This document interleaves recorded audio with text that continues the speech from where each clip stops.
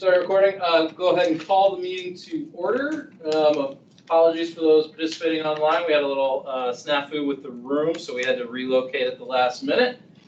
Welcome to the 2024 January Tech Commission meeting. As you might have noticed, I'm kicking off the meeting because Frank has tricked me into becoming chair this year. Changing of the guard. And he has taken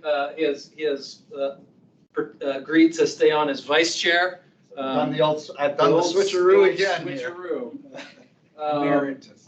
Yes. And Takis, we have a board member with us this evening. So I came only for you, Mr. Burke.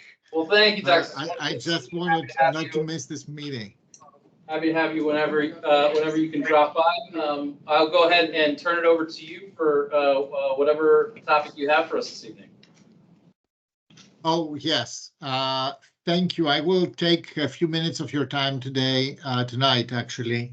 That was not exactly calculated or foreseen. I'm very happy to come back and have more of a in-depth conversation on the topic that I'm bringing to you today, which is AIM, Arlington Independent Media. This was typical.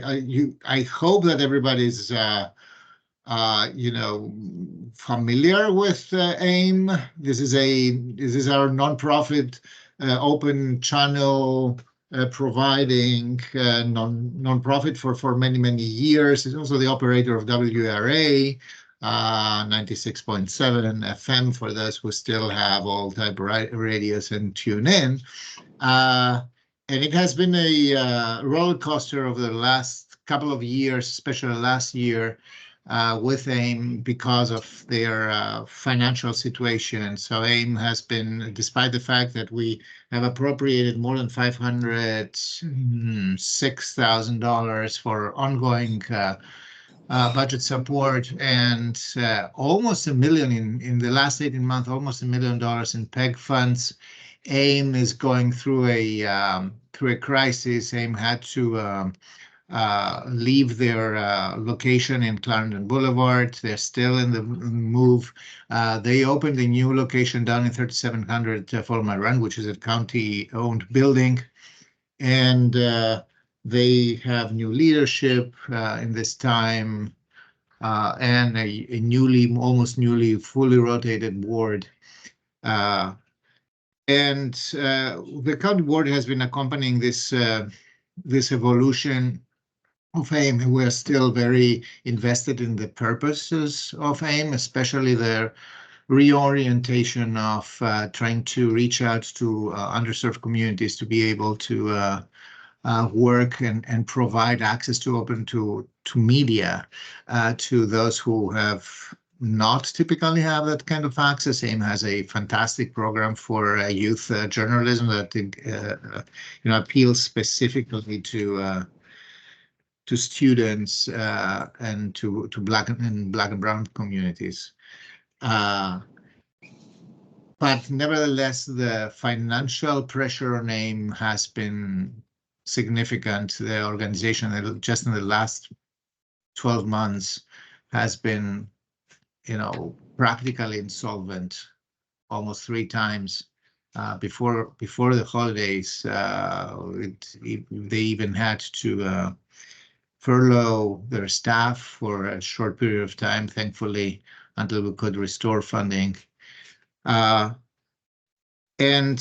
one of the requests that AIM has to the county board is that we appoint people on their board. Mind you that we, the county board and Arlington County and AIM, don't have really a agreement that regulates that. This is part of AIM's own bylaws, and they requested to appoint people who would be obviously helpful to their board, who are subject matter to at least competent in the subject matters. And the county board yesterday appointed 2 staff members. One is Mr. Archibald, who you know because he has been has been staffing this commission, and he's with the Department of Technology Services, which is the budget-wise the home department of AIM. This is this department's budget is supporting AIM. And the other is Bryna Helfer, Dr. Bryna Helfer, who you probably know because she is a deputy county manager, and she's the communications specialist. And she's in charge of communications and community outreach, etc. She's also, her department oversees also AVN, Arlington Video Network, which produces the audiovisual content that the county typically is producing. So I just wanted to let you know that this is happening. Also in December, the county board approved a MOU with AIM that manages the or governs the way that PEG funds can be applied for, how they are dispersed, how we control that, how we make sure that what we have funded is what was applied for, etc. Because these are significant expenditures. As I told you, in the last 18 months altogether, almost $1 million. And therefore, we needed to have a framework of an agreement. So I just wanted to bring that up for your commission. The county board is always open for discussion and input from you, both the commission collective input as individual input. If you have ideas, proposals, suggestions of that are relevant to Open Channel, to AIM, please let us know. The background picture here and the big picture is a significant amount of funding that goes to AIM comes from the franchise agreement. These funds are dwindling. We are looking probably at 1 or 2 more fiscal years of having a fund to talk about. I would be very happy to come back and let you know how this looks financially and what the challenges ahead are, maybe in the framework of discussing budget and or CAP, and give you this additional information or share it electronically. But the means that are available to support an organization like AIM begin to be less available. And this is concerning if you look at this in conjunction with the crisis that the organization has been going through. The intention of the county board is to through our appointees to actually provide help and improve the relationship between the county and AIM, making more fluid, making more workable. It is understandable that under the pressure that AIM has been, this relationship has suffered. So we are working to improve that. So that's from me, just a heads up and an informational item for you. Open for any kind of questions and further discussion at your discretion whenever you want. Thank you very much for bringing that to our attention, Tagas. We had Ms. Knuddle to the commission, brief the commission about a year ago. Yeah, not even a little. I think it was around April. I think. So I think it's within the past year. It was a while ago. As she had recently taken over as the executive director for AIM, so we've been watching them with great interest and had noted the press reports about the financial trouble, and we definitely had it on our list of things to circle around to this year. I think wrapping it into the budget conversation makes a lot of sense in terms of what the right level of fiscal support for AIM is.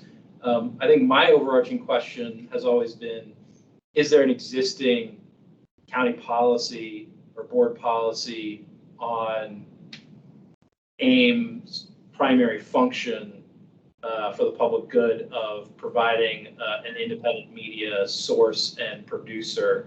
Is that something that the board has taken a stance on in the past? Past boards have. There is a commitment to the mission. This has been reiterated several times, but there is not an updated commitment to AIM's mission. I can tell you that myself and my 4 colleagues, including our 2 new members, we are still supportive of the mission as defined by AIM. But we all recognize that we need to frame it in a more sustainable way. So we are in the process of doing that. So we will come back to you. It was very surprising to me because I took over as a liaison of the board to AIM about a year and a half ago. And the first thing that I found out is that there was no agreement, framework with all the nonprofits that we support, the work of where we support the work of them, etc. We have agreements. We have grant agreements. We have MOUs, memoranda of understanding, etc. So with AIM, we didn't really. So I scrambled to figure out a way to have to get a memorandum of understanding on PEG funds. That includes the expectation that AIM will, apply timely for these things, give us a forecast of how much money they need, etc. So because we need to manage and administer this fund. So I anticipate that this year we will have a pronunciation of the county board with regards to AIM's, to how we plan to support AIM from here on forward. And the most likely moment that this happens is during the budget session this year, because this is where we appropriate operating funds for AIM, which is, there is a $380,000 a year ongoing appropriation. This is a budget item that has been, stable over many years. And last year we approved another 125 on top of that, because we believe that some of the programs that AIM has brought to us were really worth the extra support. So this year we'll have this conversation again with a positive approach and a positive mindset. But this is also a moment where we will have to say what we expect from AIM and, have a conversation with you and the public about how we should be going about that. Takis, there are some agreements between, well, obviously this has been a long ongoing situation. We've in the past have had members of the AIM board on our commission, and the agreement did finally chase it down. There is a MOU with AIM as far as making use of WERA in emergency situations for the county. Yes. To use that, and also I think the county is the landlord for their transmitting antenna, I believe. Yes. Building. So there are, and we had hoped to do a site visit to the new South Arlington studio location. That would be very interesting because I had the site visit myself, Frank, and it's a pretty interesting little thing. I am more than happy to ask AIM to host us there. All right, Mr. Chair, what do you think? I think that makes a lot of sense. Yeah, I think we should do it. And we had done site visits in the past at the Wilson Boulevard location as well. So my commitment is to come back to you and discuss that. It's true that we have this agreement on the transmitter because I think it was foundational and fundamental for the licensing of WERA, more or less. I'm not the lawyer here, but I believe it was. So, but it's not really an organizational MOU that manages and governs the whole relationship with it. Right, and the real problem, the PEG fees can only be used for capital expenditures.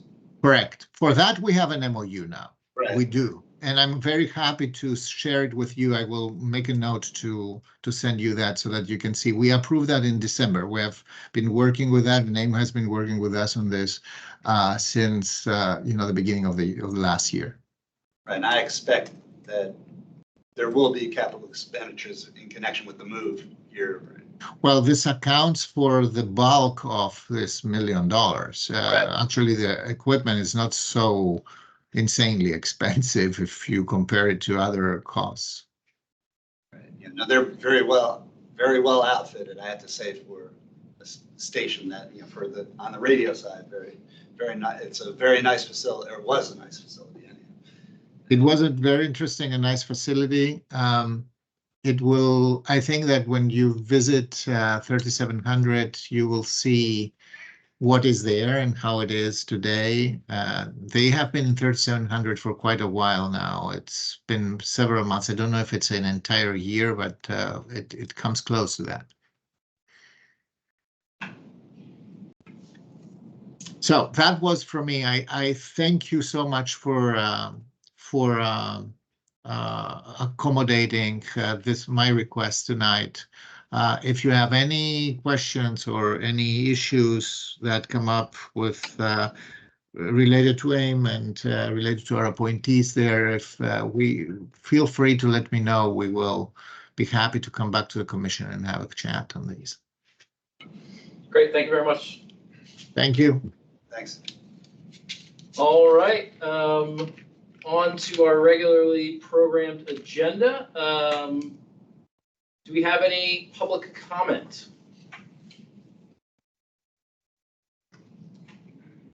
No public comment. Should we introduce ourselves? I'll get there. If you want to, you're as a member of the public, this is your time to say something if you want to. My Mohammed. I don't really know what to say on top of that. Yeah, sorry. I'm Jared. I just started as a senior consultant with a firm called Partner Forces, and I'm here in a personal capacity. Just want to make that clear since this is recorded. But I'm a contractor with the Cybersecurity Infrastructure Security Agency, and I'm involved in a project on assessing cybersecurity and privacy risks to smart city initiatives. So IoT, cloud infrastructure, we're even looking at AI and I think a little bit of quantum computing too. So I just started, but I figured this would be a good opportunity just to serve my community and also to see how everything works at the very grassroots level. I see a lot of stuff I see one item on your agenda here, unmanned aircraft systems. I had a meeting with the Virginia Innovation Partnership Corporation last week, and they're doing work on counter UAS. So I figure I'd just come, see what it's like, and see if this would be a good fit for me.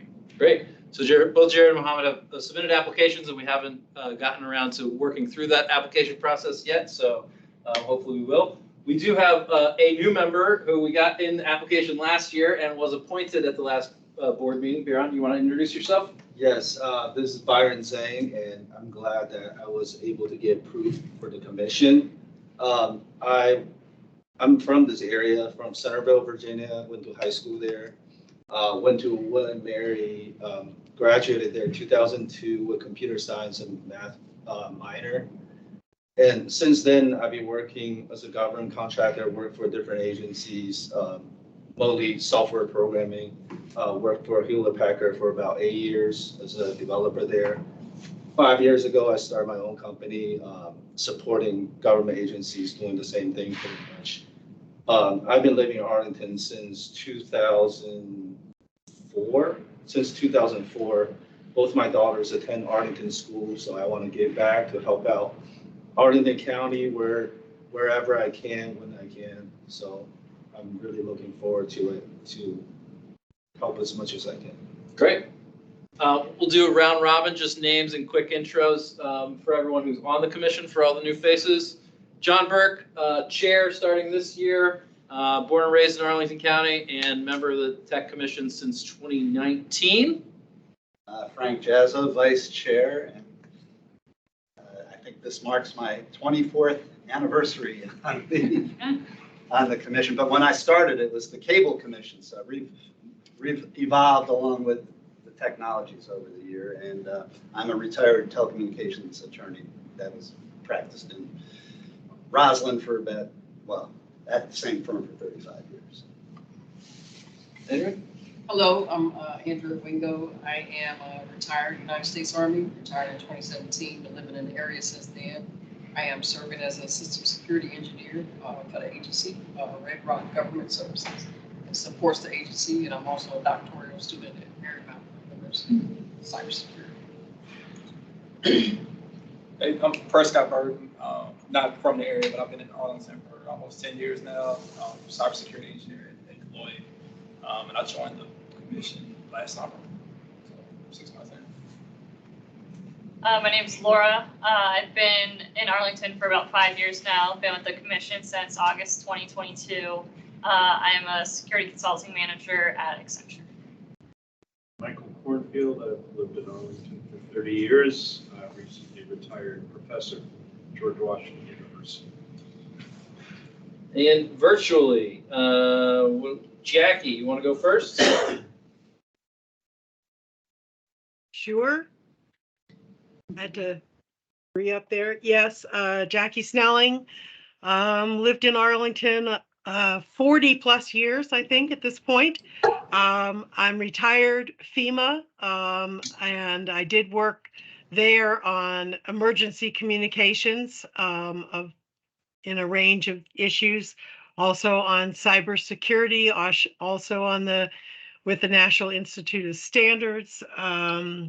And I'm very active in Arlington civic activities. I'm currently on the board of the Civic Federation.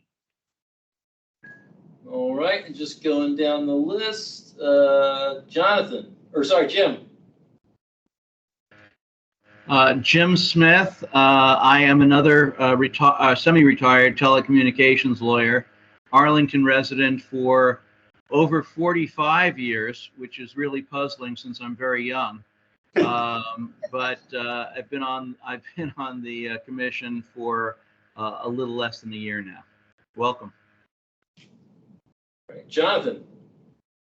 Yeah, Jonathan Abelstein, been in Arlington for a mere 23 years, since about 2000, and I am a former federal official in the FCC, on the commission, also at the Rural Utility Service, and subsequently headed a trade association based out of Arlington called the Wireless Infrastructure Association, and now I'm with an investment manager that invests in digital infrastructure called Digital Bridge. I'm really excited to have you on board. It sounds like you bring some fantastic skills that we are welcome. And last but not least, Miranda. Hello, I have lived in Arlington for 30 years. Both my children have also gone through the Arlington school system. I am a product manager, so I work in software development. And I think Jim and I joined just about the same time, maybe a month ahead of him. So I've been with the commission for almost a year. All right, thanks for the introductions, everybody. Without being aware that was going to happen, it's always tough putting people on the spot. I think the next person we're ready to put on the spot is Chief Penn, who's here for our unmanned aircraft systems item. Chief, take it away. Thanks, and thanks for having us. My name's Andy Penn. I'm the police chief. I've been with the county for 32 years. I'm with, go ahead. Deputy Chief Latasha Chamberlain. I've been with the police department for 22 years. Dave. And Dave Povitz, Arlington County Fire Department Fire Chief, and been with the county more than 5 years. Will. And I'm Will Flagler. I'm the director of the Department of Public Safety Communications and Emergency Management. And I've been the county 9 years this year.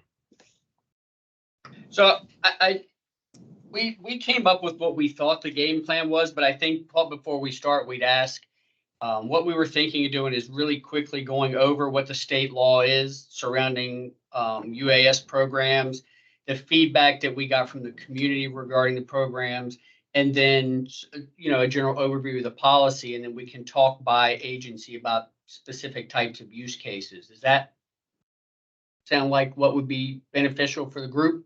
That sounds lovely. Okay.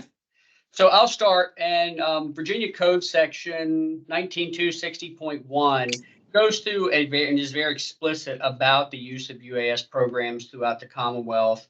And it starts by a statement that no department of law enforcement of any city, county, or town shall utilize a UAS except during the execution of a search warrant issued pursuant to this chapter or an administrative inspection warrant, except for in these enumerated things I'm going to mention now. And I'm paraphrasing this too. If there's an amber alert, a senior alert, a blue alert, if it's determined to be necessary to alleviate an immediate danger to any person by any law enforcement officer following an accident where a report is required to do reconstruction, if there's consent and are aerially survey a primary residence of the subject of an arrest warrant to formulate a plan to execute an existing arrest warrant or to locate a person sought for arrest when such person has fled from law enforcement and we're in hot pursuit of the person. So it's pretty restrictive just from the code section, but there are definite use cases, and we'll get to that in a minute. We did put this out, and we had draft policies that we shared with the community because we wanted to get feedback. We wanted to hear people's thoughts about the program. So this was out from November 16th through January 1st. We got a total of 66 different responses, and it was about half in support and half expressing concerns with a UAS program. Some of the things for support were it's less expensive. It meets the need to bolster investigations or to assist in other public safety challenges. It's less expensive, less noisy than helicopters. And somebody even noted that we're lagging behind in the utilization of drones compared to the region. The types of concerns that were raised, safety, there was concern about is the airspace too congested? Privacy, will this become a spying or police state? How long the data would be retained? Administratively, like if there's a complaint about it, who will investigate it? And if there's an accident, how is that dealt with?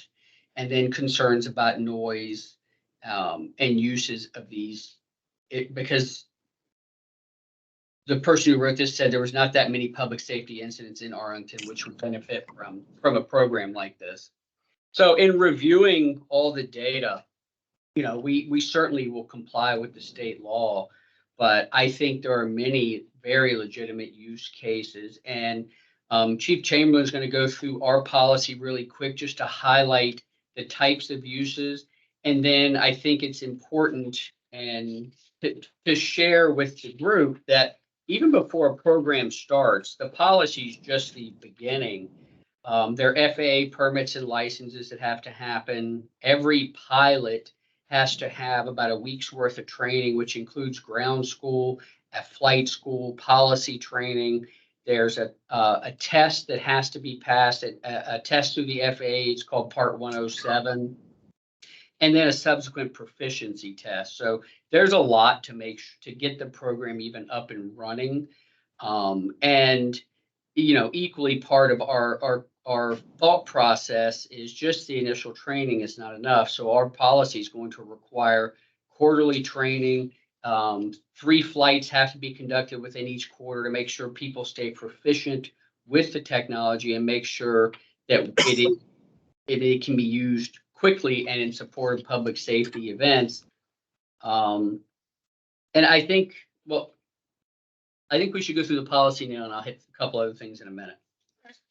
Some of the things that it will be used for will be for search and rescue missions, hazardous material response, pre and post disaster damage assessments, crash scenes, meaning any vehicle crash scene that may need any level of reconstruction of sorts, situational awareness regarding special events such as highly participated events where it could be a potential opportunity for us to recognize any threats to the area, as well as fire and emergency incident management.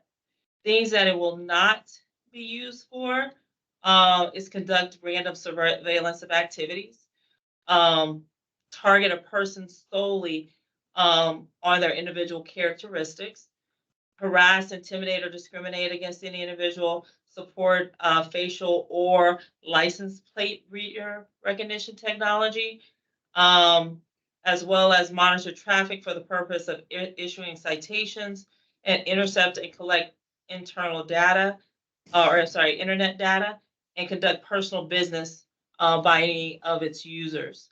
If I can hit one more thing, in regards to all the things that we're saying we will do and that we won't do, the most important part for this is also the transparency that we provide that information to the community so they can see the date in which a mission took place, the purpose for the mission, and the location where that was done. One of the biggest things also is it gives you also an opportunity for you to see all the different trainings. Trainings will be identified in that listing as well. So you will be able to see how often we do conduct training. So just a couple other thoughts, and then I'll ask Chief Pavlis to go over, the fire department. Just for the technology piece, the interesting part of this is the software that we have it tracks and records exactly where the UAS is at any given second when it's not on the ground. And it even tells you what direction the camera's pointing. So we intentionally set this up to where the data storage and retention is the exact same platform and program as our body-worn cameras and in-car cameras. So it's already gone through all the security protocols to make sure it's the security is intact, and it falls in line with the programs that we already have up and running, because anytime the drone is off the ground, both of those recordings will be active. And like I said, it does show exactly where it is and even what direction it's looking. So, and final piece, if we fly outside to speak to the concerns of we're right by the airport. I mean, before we even fly a UAS, there's an interface with the FAA who completely deconflicts it to make sure that it's not going to interfere with anything else that's happening in the region. So it does take a little bit of time to get it up and operational because these checks have to happen before the drone goes up in airspace. It's different if it's inside a home, but in an outside air, there's a whole process to make sure it's safe to do it. Dave? Thank you, Chief Ben. And the use cases that Chief Chamberlain stated are very similar to fire rescue and EMS. The system is the same. It's the same craft, same training. It's a public safety encompassing program, software, data storage, retention. The policies apply to fire department, police department, communications, and emergency management equally. Use cases are focused more on search and rescue. And also situational awareness on large fire, large incidents, often on the George Washington Parkway, north and south. If there's someone who either left the roadway or someone who has either become trapped, lost, or needs assistance in some of the woods that steep grade, and also on the land-water interface on the river, we can save absolutely minutes just trying to we can put the craft out and just look for them instead of deploying, I'm going to say tens, if not 40, 50 personnel trying to assist. It just gets us that to our resources there much faster and much quicker. On larger fires, it gives us that aerial platform to see where the fire is going, what we need to do tactically to contain and also extinguish, and it can be used in post-fire investigation, trying to determine the area and location or area of cause of origin. What it won't be used for is looking for fires, going out and trying to detect any kind of incident. These crafts or the system must be deployed upon request. There must be an incident. We're dispatched to it, and there's a need for it, and then we'll go through the permissioning process with the proper authorities to make sure we can get the airspace to safely fly in. Will?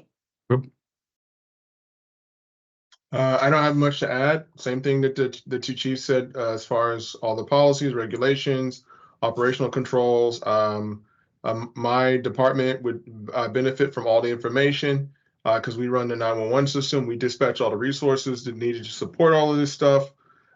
We send out the messages through the Arlington Alert. So knowing any information about a major fire, road closures, or anything helps us help the public to do what they need to do to stay safe and secure. And then disaster assessments are self-explanatory, I think. Before a hurricane or a tornado or anything else like that, there's site assessments that you need to do so that we can get a better picture of damage and know exactly where we need to send resources. So pretty much the same use cases that the two chiefs mentioned. So I think that's the overview. We're happy to answer any questions. I mean, I see this as an opportunity to significantly enhance public safety, for several of our use cases. It will afford us the opportunity to send a UAS into a building versus a human being into a building. If it's like a tactical hostile incident, so I think there's a lot of uses, and I think we're very intentional about making sure that we had thought of and covered all the safeguards. A lot of research was done about model policies, other policies, what else we need to make sure that we were covering our bases. And that was part of the reason we wanted to get the community feedback. And we did make changes to the policies following the community feedback.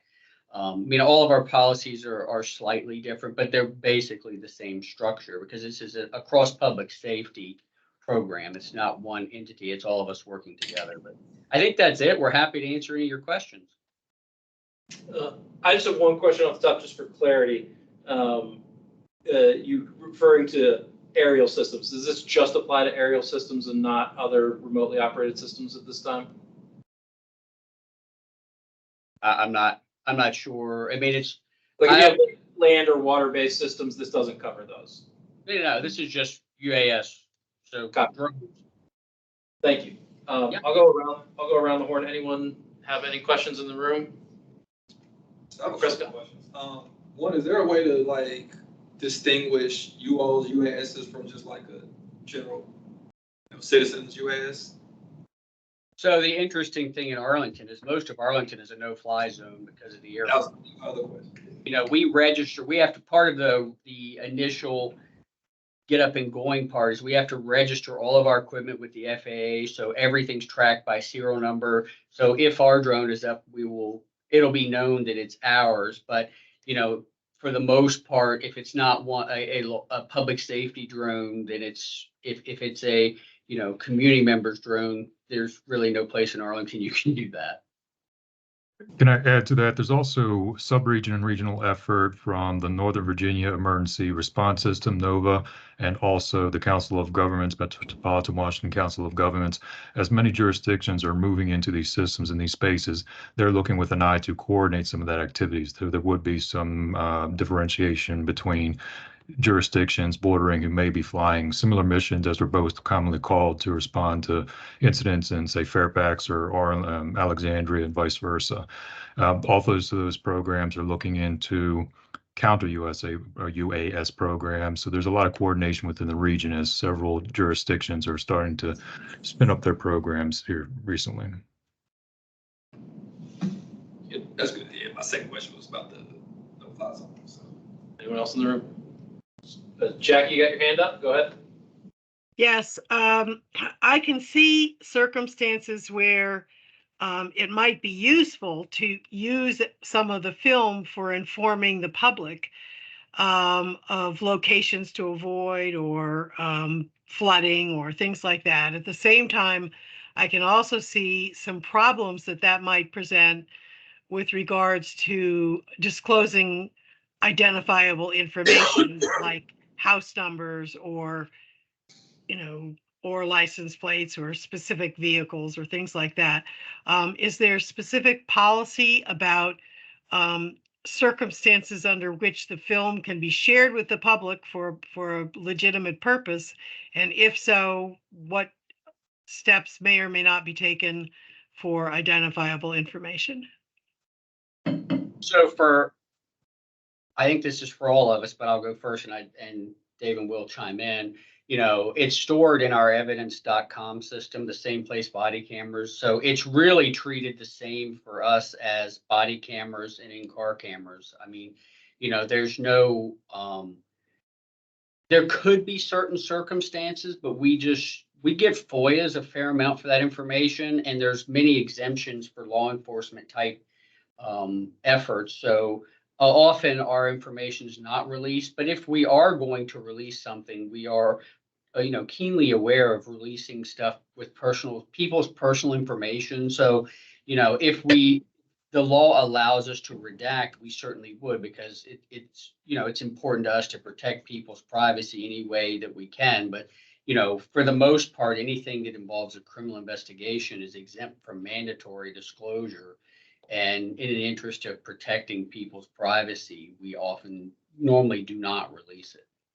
I was thinking of things like inundation maps, showing where various disasters are, where there's not an intention to collect anything that's specific, but certainly if you're doing an aerial view of where the flooding is, you might also inadvertently have identifiable information. Other than I recognize that as my house, that's a different thing.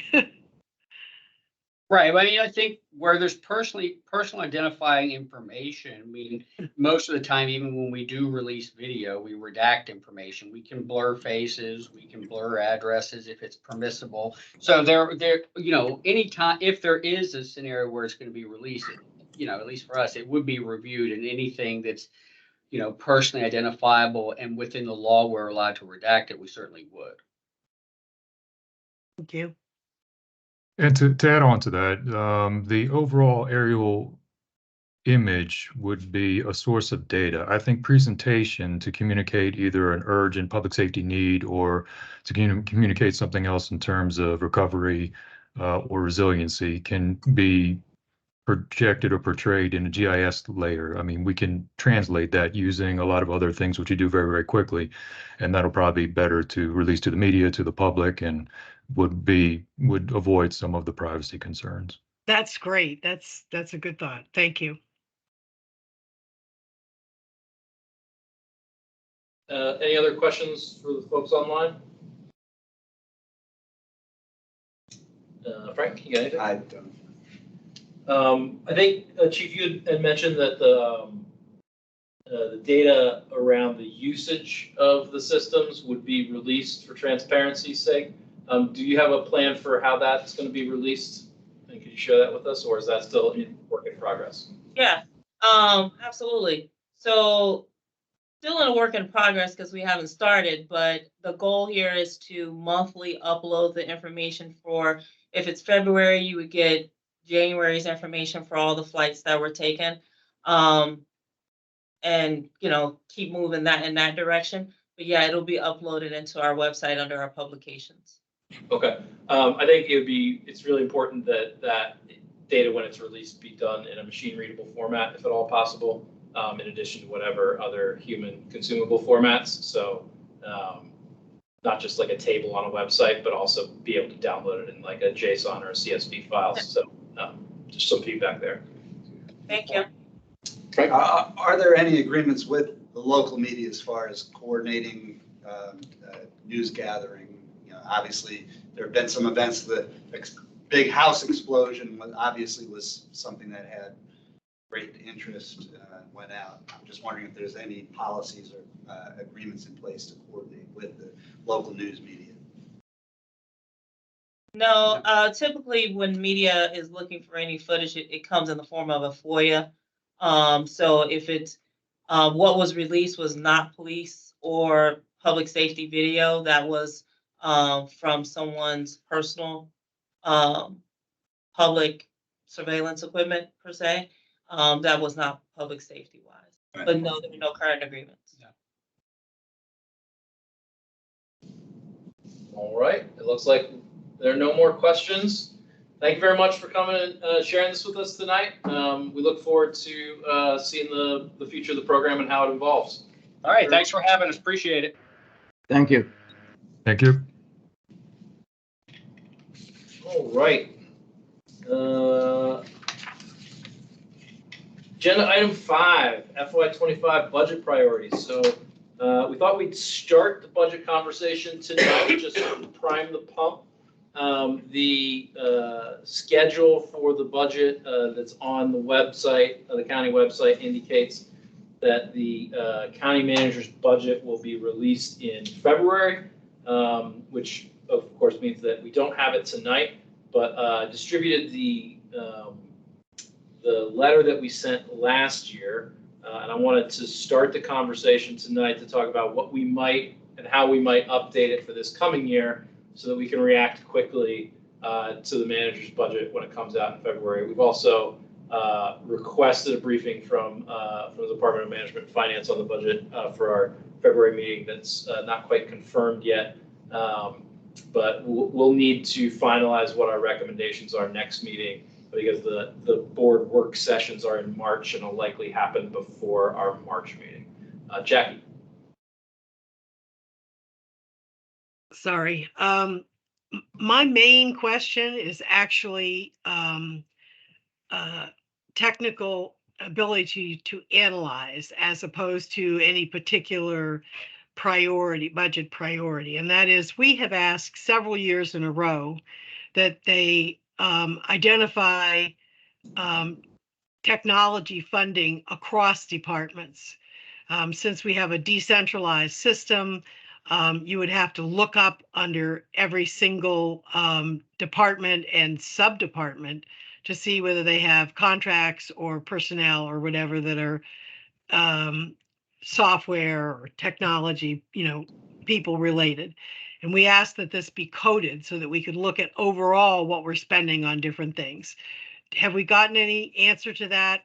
And I would think that's something we might want to pursue in advance of any particular views on the budget. So that was one of our items from last year. I've got it pulled up. It was under the second section for recommendations for navigating budget constraints. Item 3, improve the transparency of information technology spending.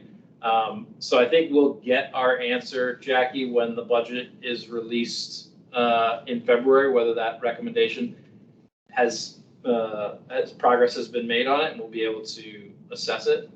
Couldn't we ask in advance? Because if it isn't done, that will, they're not going to do it later. They're not going to say, oh, now we're reacting to your budget requests and gee, it's too late, they'll say. So yeah. I honestly haven't reviewed the direction that the board gave to the manager for the budget, so I don't know if there's anything specific in there. So maybe you could take a look at that. I don't remember anything that talked about technology coding. I did take the opportunity of the January 2nd CivFed joint meeting to lobby a couple of board members on that topic, and particularly new board members. I made the point of telling them that if they wanted to be able to analyze technology, that they should request this kind of tagging so that they could look at it overall. Because they might not even think of that question until they get the budget, and then they'll realize, oh, you can't find it. Yeah, I'm in agreement. I think everyone else is probably in agreement that we'll likely make that recommendation again, even if progress has been made. Hopefully, I doubt that the budget will have been completely reworked by then to our total satisfaction. But we'll see. We'll see. Any other items? I kind of feel like the way I was thinking about this was we're likely going to have the same set of themes, and what we might want to do is provide focused recommendations on some of these themes in specifics. I mean, secure the county's network systems and data, definitely going to recommend that again, right?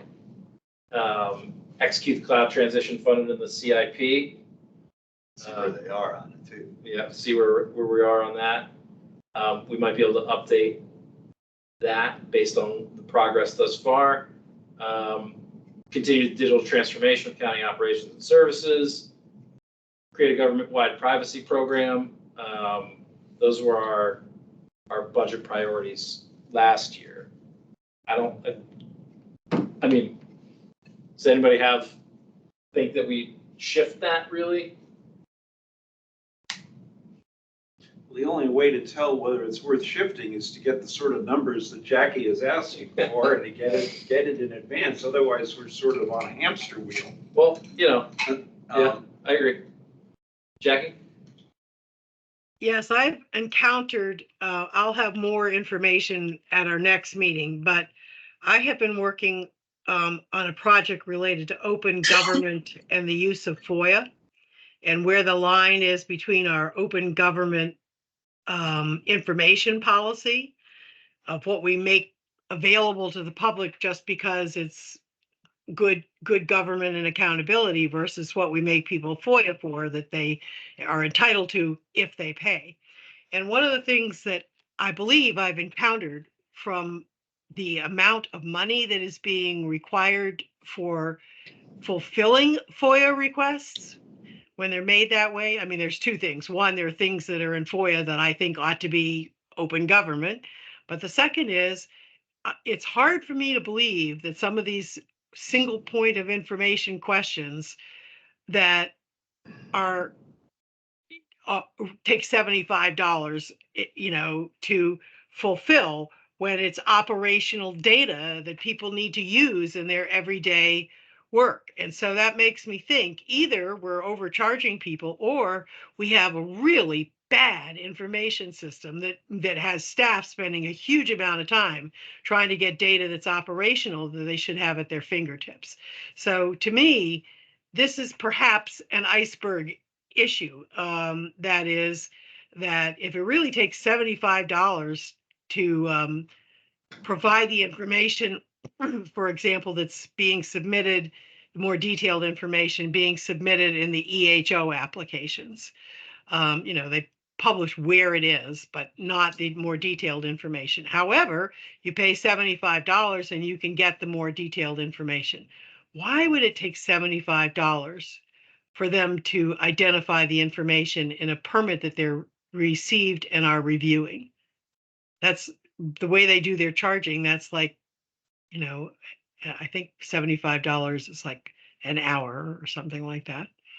So to me, it's like, that isn't what I was expecting to find, but this is one indicator we have. And because we don't have information coded the way we've been asking for, I'm looking for what indicators do we have about how efficient and sufficient our information systems are. And this is, to me, an indicator that it might not be as sufficient as it should be. Yeah, or that the data should be more readily available. Well, that's true. And everyone else is focusing more on what should be readily. I mean, I think open government, some of the, and if they were in the kind of database that I think they ought to be in, then, and if the barrier is that it takes a lot of time to collect this, if they were in the kind of database they ought to be in, it wouldn't take more staff time to post it up on the web. It seems to be indicating that departments are reluctant to post things on the web because it takes them too much time to do that. And so that's a concern. I mean, and it is department by department.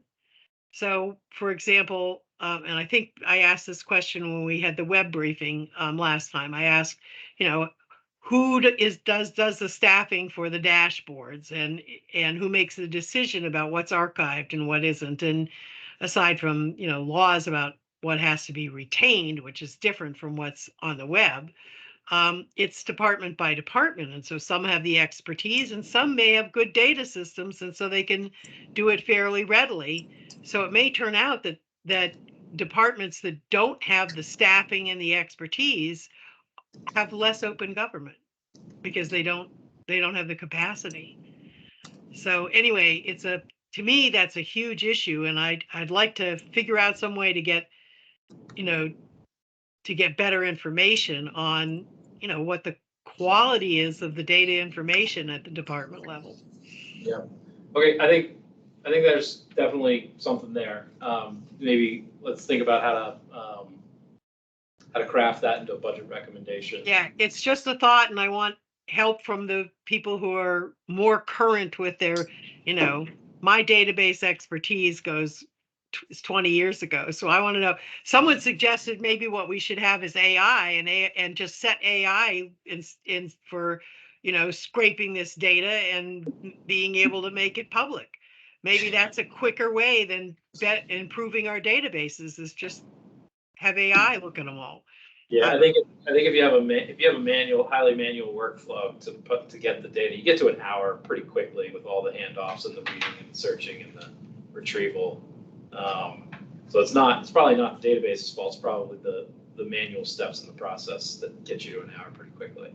Yeah. Okay. Well, I guess it just seemed unreasonable to me, but those who are in current practice could have a better answer. Okay. Any other ideas or thoughts about topic areas, even if we're still in the idea phase?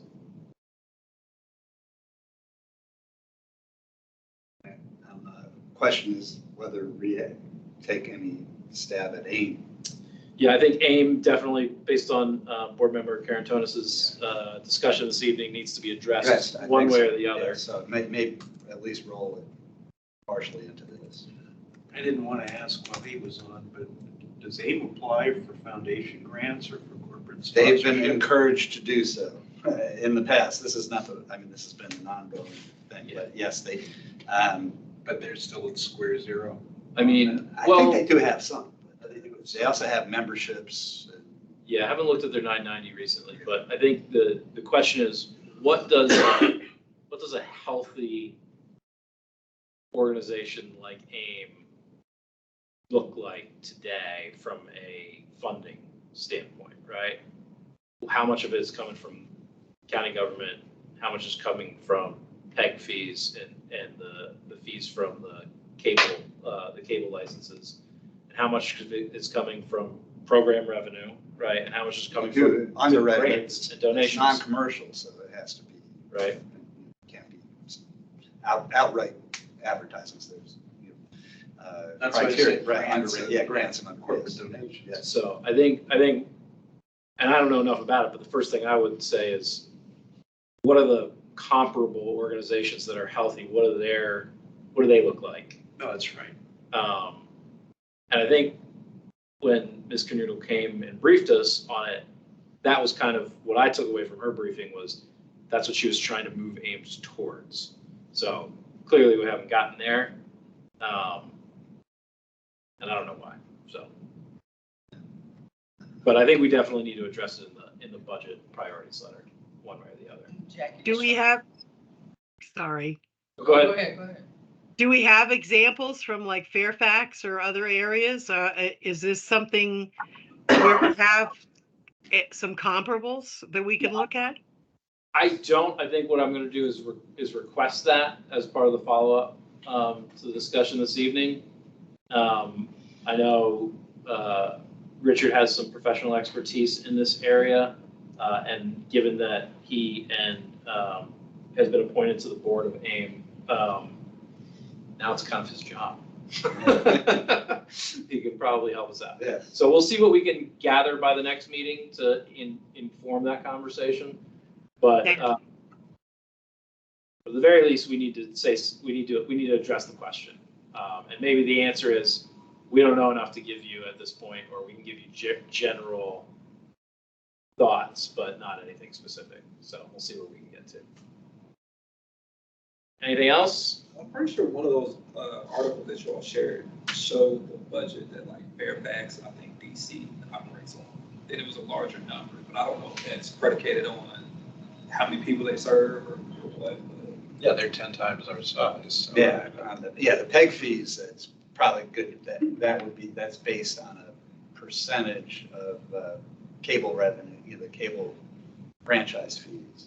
So does it, so yes, so that makes sense. And Virginia's slightly different. They have a sort of unified telecommunications tax that goes to Richmond, then comes back to us based on, it's capped at 5%. And there's actually some action going on at FCC, which I'll talk about, that may have some impact on that as well, the amount of money. Okay. So something to look into. Everyone have a little bit of homework to do for the next meeting. Any other thoughts or ideas?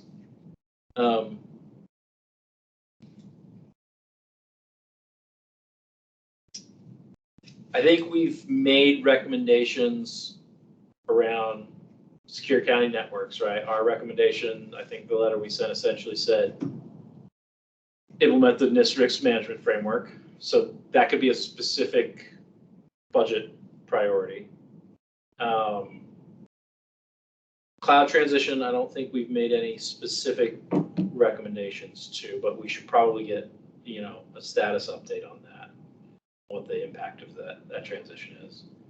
I think for digital transformation, I think we should recommend a priority. I know there's only so many digital transformation projects that DTS can run at a time. I don't know how many it is, but I know it's not infinite. So we should probably think about the area that we would recommend as the highest priority for digital transformation. Right, and I think a certain percent, I think it was 20% of the DTS budget was earmarked for the innovation projects. Right. So think about what that might be from your all's perspective. And then privacy program, same. We haven't heard the start of a privacy program or the funding of a. I think they're actually, program. I thought we heard some rumblings that they're actually getting, I think Richard told us they may be getting close to. We've heard some rumblings, but I haven't seen anything official. Nothing yet, nothing. So I think that'll stay the same. Then, of course, we have our create a strategic plan for information technology. So we got that going for us, which is nice. All right, if there's no more on that topic, sorry, Jackie? It's not budget, but when you mentioned the strategic plan, we are about to go through a major visioning process with Libby leading that, kicking off on February 5th. And we did do one in October at the Civic Federation. And one of the elements that we looked at is what data do you need to be able to look at, and what kind of analytics do you need to be able to do in order to do reasonable visioning and long-term planning. And I do think that the strategic planning as an example for digital planning, but also how that will inform our ability to do long-term planning and things like that it will come up in the visioning, and certainly where our wanting to be a smart city and the role of technology in our vision for Arlington's future is something we should make sure gets included in that discussion. Yeah. Well, I think we're doing our best. We'll stay consistent. I mean, like, maybe, did any of you get invited? It would be great if we had, a representative participating, and they may not be in that meeting on the 5th, but if the process doesn't come out in such a way as we have a representative, we should ask for one. That's really what I'm saying. We will follow up to see how the invite list got set or will be set. It's already, the invites are already out. So anyone who's been invited to the event on the 5th has already gotten their invitation. But there's going to be a whole more robust, that's only 200 people. There's going to be a whole robust process following that. And we're just going to want to keep our eyes on that after February 5th to see what the engagement process is and to make sure we have a role in it.